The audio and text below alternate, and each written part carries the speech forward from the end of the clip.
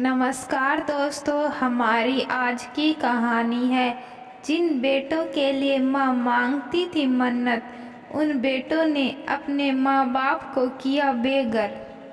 कैलाश जी एक post office नौकरी से रिटायर हो चुके थे।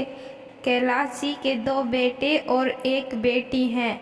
कैलाश जी का वेतन बहुत कम होने के कारण बड़ी मुश्किल से अपने बच्चों को अच्छी शिक्षा दिला पाए थे। कैलाश जी ने अपनी बेटी की शादी एक अच्छे परिवार में कर दी और बेटे भी अच्छा कमा खा रहे थे। अपनी जिंदगी भर की पूंजी में कैलाश जी ने एक घर खरीद लिया और जो पेंशन मिलती थी पति पत्नी के जीवन यापन के लिए पर्याप्त थी। पत्नी शुगर और बीपी की मरीज थी और हमेशा अस्वस्थ रहती थी। पति पत्नी दोनों अपने पुराने दिनों को याद करते रहते थे, कैसे उन्होंने अपने परिवार की खातिर हर समझौता किया, कभी लोन लिया तो कभी पार्ट टाइम काम किया, लेकिन जीवन भर एक सिद्धांत पर अड़िग रहे।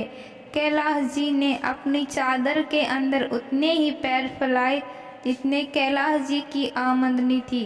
1 रुपए भी अपने ऊपर बाकी नहीं रखा। कैलाश जी को जीवन की सबसे बड़ी खुशी उस वक्त हुई थी जब उनका बड़ा बेटे को नौकरी मिली थी। बेटा सबसे बड़ा था। उम्मीद भी एक आम पिता की तरह उन्होंने लगा रखी थी। गृहस्थी के हिचकोले खाती नाव को कुछ सहारा मिल गया था। बेटी की शादी की चिंता थी तो बेटे ने कुछ सहारा दिया तो बेटी अपने ससुराल चली गई और दोनों बेटों की भी शादी हो गई थी। बेटी के ससुराल जाने के बाद बेटे जरूर शादी होते ही बदल गए थे। अपने ससुराल की तो सारी जिम्मेदारियां उठाते, पर बहन के यहाँ कुछ होता तो उन्हें बार लगता। बातों बातों में माता पिता को एहसास भी दिला देते कि यह उनकी नहीं बल्कि माता पिता की जिम्मेदारी है। सब कुछ समझते हुए भी माता पिता घर में सुख शांति की खातिर चुप रहते। बड़ा बेटा तो अपनी नौकरी के चलते बाहर रहता, पर छोटा बेटा शादी के बाद अलग हो गया। एक ही शहर में रहते हुए भी वह कभी कभार अपने माता पिता से जब मिलने आते तब उन्हें किसी तरह की मदद मांगनी होती थी। तब पति पत्नी एक दूसरे को झूठी दिलासा देते कि अच्छा है कि हमारी जिंदगी में किसी का दखल नहीं है, सब अपनी अपनी गृहस्थी में खुश हैं। सब ठीक ही चल रहा था कि कुछ दिनों से दोनों बेटे माता पिता पर भावनात्मक दबाव बनाने लगे कि मकान उनके नाम कर दे। कैलाश जी को समझ नहीं आ रहा था कि क्या करे। पत्नी से सलाह ली, उसने भी कह दिया बाद में भाई भाई आपस में झगड़े, इससे अच्छा है कि मकान दोनों बेटों के नाम कर दे, बाद में भी तो उन्हीं का है। बेटी तो अपने ससुराल जा चुकी है, यहाँ आने से तो रही। कैलाश जी सोच नहीं पा रहे थे कि क्या करे। एक तरफ भविष्य की चिंता और दूसरी तरफ गृह कलह का डर। और कैलाश जी ने अंत में फैसला लिया कि चलो वकील के पास बात करते हैं, दोनों बेटों के नाम कर देंगे।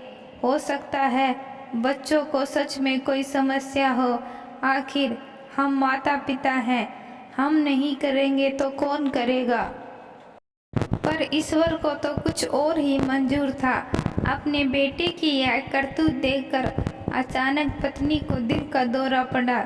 कई दिनों से वह घबराहट और बेचैनी से बात कर रही थी। कैलाश जी ने अपनी पत्नी को तुरंत हॉस्पिटल में एडमिट करवाया। जान तो बच गई। तमाम तरह के मेडिकल टेस्ट रिपोर्ट देखकर डॉक्टरों ने जो बताया उसके तो होश उड़ गए। डॉक्टरों का कहना था कि जल्दी से जल्दी किसी बड़े शहर में जाकर उनका ऑपरेशन कराना होगा। करीब 7 से 8 लाख का खर्च आ जाएगा। 7 से 8 लाख कहाँ से आएगा इतना पैसा। लगा जैसे पैरों के नीचे ज़मीन खिसक गई। बड़ी उम्मीद से दोनों बेटों से बात की, पर बेटों ने बहाना बनाकर दो टुक मना कर दिया। कैलाश जी सन्न रह गए। यही बेटे कैलाश जी सन्न रह गए।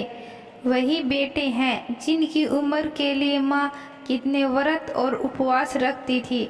मामूली सा बुखार होने पर रात रात भर जागती फिरती थी। आज उन्हीं बेटों ने उन्हें इसी हाल में छोड़ दिया। बेटों से कोई उम्मीद न होने के कारण कैलाश जी सोचने लगा कि मकान बेच देता हूँ। फिर अगले ही पल दिमाग में ख्याल आया कि इस उम्र में कहाँ भटकेंगे।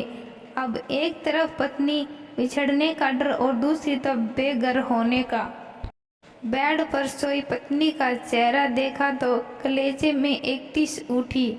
मैंने इसे जिंदगी में क्या दिया है। सारे जिंदगी हर मुसीबत में मेरे साथ डाल की तरह खड़ी रहने वाली औरत को कैसे मरने के लिए छोड़ दूं। पर क्या करे, कुछ समझ नहीं आ रहा था। जिंदगी ने उन्हें इस कदर दो राहे पर लाकर खड़ा कर दिया था।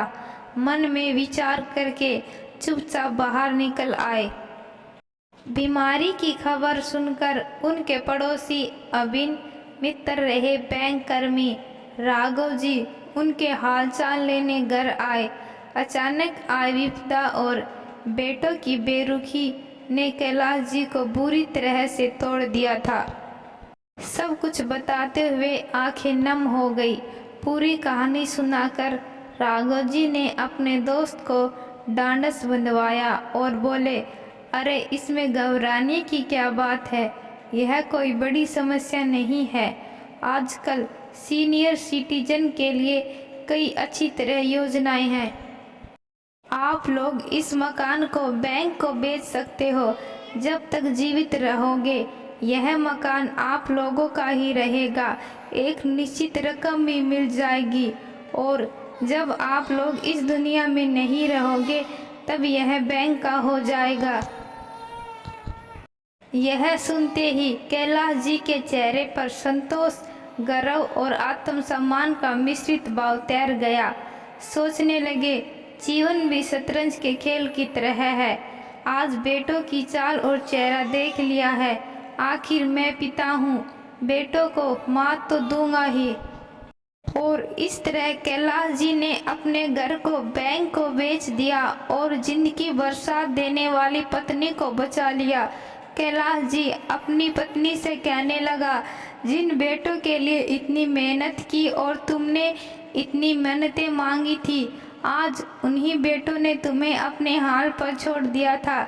मैं उनका पिता हूँ, इसलिए उनको सबक सिखाने के लिए यह घर मैंने बैंक को बेच दिया तुम्हारे इलाज के लिए। जीते जी यह घर हमारा और मरने के बाद बैंक का। तो दोस्तों, मैं आशा करती हूँ कि आपको यह कहानी पसंद आई। अगर कहानी पसंद आई, कहानी को लाइक, शेयर और कमेंट ज़रूर करना। धन्यवाद।